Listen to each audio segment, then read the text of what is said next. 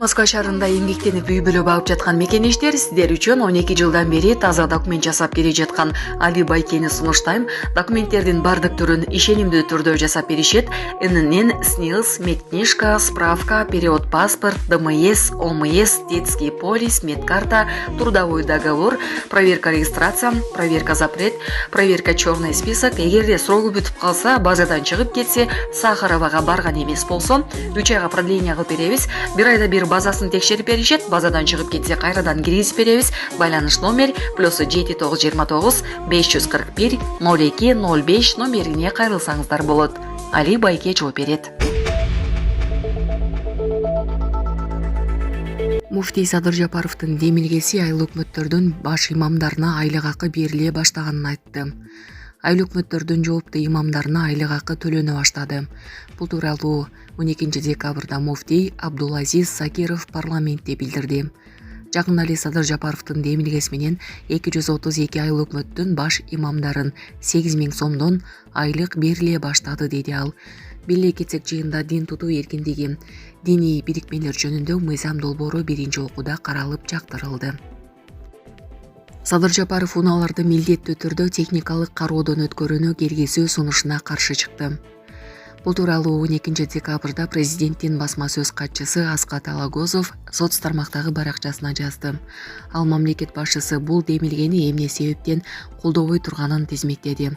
Учурда өлкөдөгү эски унаалардын саны азайган. Такси кызматын көрсөткөндөр унаалардын техникалык абалы жакшы болушуна биринчи кезекте өздөрү кызыктар.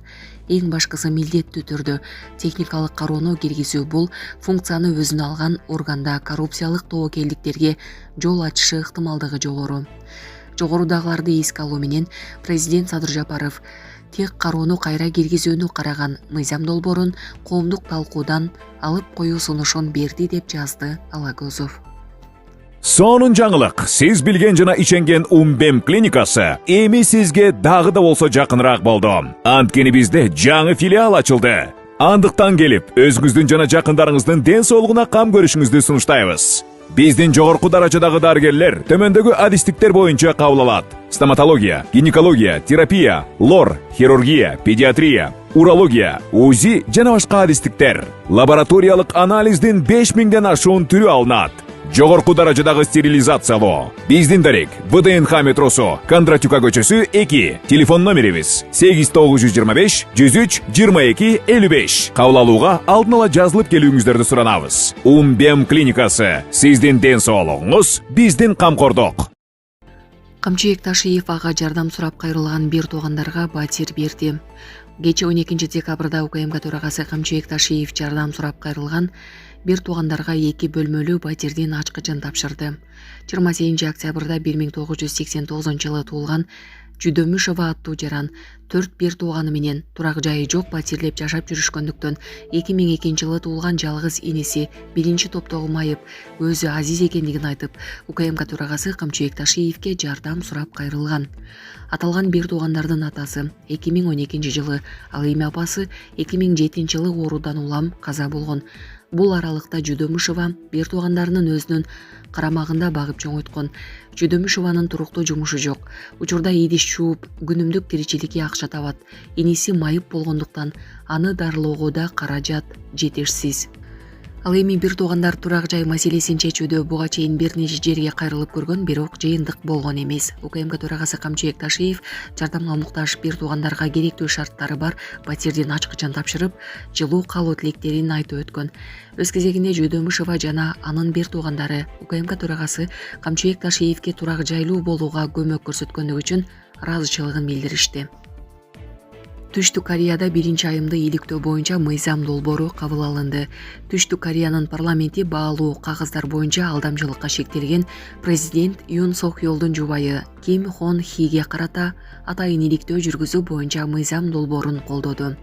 Бул тууралуу News 1 агенттиги билдирди. Демилгеге катышкан 282 депутаттын 195 макул, 85 каршы добуш берсе, 2 калыс болгон. Жалпысынан улуттук жыйында 350 өкүл отурат. Буга чейин 7 декабрда биринчи айымдын ишин иликтөө боюнча мыйзам долбоору өтпөй калган. Анда документти 198 депутат колдосо, 102 каршы болгон. Мыйзам кабыл алынышы үчүн добуш берүүгө катышкан эл өкүлдөрүнүн 3/2 макулдук бериши керек. Путин Трамптын инаугурациясына чакырылган жок. АКШнын жаңы шайланган президенти Дональд Трамп орус лидери Владимир Путинди инаугурация аземине чакырган жок.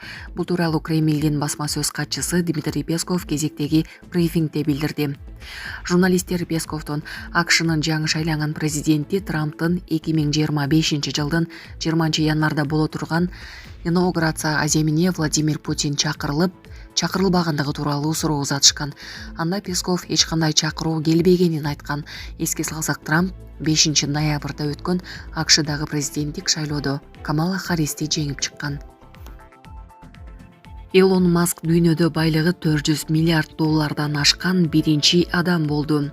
SpaceX жана Tesla компанияларынын негиздөөчүсү Илон Маск тарыхта байлыгы 400 миллиард доллардан ашкан биринчи адам болуп калды. Бул тууралуу Bloomberg жазып чыкты. Акыркы кадам SpaceX'ке акцияларды сатуу болду. Ал Bloomberg миллиардерлер индексине ылайык Масктын таза байлыгын болжол менен 50 миллиард долларга көбөйтүп 439,2 миллиард долларга жеткирди. Учурда Forbes журналы Масктын байлыгы 367,5 миллиард долларды түзөрүн жарыялаган. Ал дагы эле журналдын миллиардерлер тизмесинде биринчи орунда калууда. Bloomberg белгилегендей, 2022 жылдын аягында Масктын капиталы 200 миллиард доллардан ашык азайган. Бирок жакында эле Дональд Трамптын АКШдагы шайлоодогу жеңиштен кийин өзгөчө кескин өскөн. Тесланын акциялары 65% жакын кымбаттады. Бул Трамп өзүн башкара турган унааларды чыгарууну жеңилдетет жана электр унаалар үчүн салык жеңилдиктерин токтотот деген күтүүлөрдөн улам көтөрүлдү. Рейтер бул Тесланын өзүнө караганда өсүп келе жаткан атаңдаштарына көбүрөөк зыян келтирерин белгиледи деп айтылат маалыматта. Bloomberg Масктын башка компаниясы SpaceX азыр 350 миллиард долларга бааланып, аны дүйнөдөгү эң баалуу жеке стартапка айлангандыгын белгиледи. Бишкекте сойкулук уюштурууга шектелип 37 жаштагы аял кармалды. Бишкек шаарынын аймагында сойкулук уюштурууга шектүү аял кармалды. Бул тууралуу 1-май райондук ички иштер бөлүмүнөн кабарлашты. Милициянын маалыматына ылайык 11 декабрь күнү болжол менен саат 3:00 чамасында милицияга Түгөлбай ата көчөсүндө притон уюштурулгандыгы тууралуу маалымат келип түшкөн. Чакыруу болгон жерге ыкчам тергөө тобу барган учурда кыздар интимдик кызмат көрсөткөндүгү тастыкталган. Тергөөнүн жүрүшүндө аял кыздарды сойкулукка тартып, шарт түзүп берип жүргөнү аныкталган. Аталган факты сойкулукка жана пластикка көмөктөшүү менен кылмыш иши козголгон.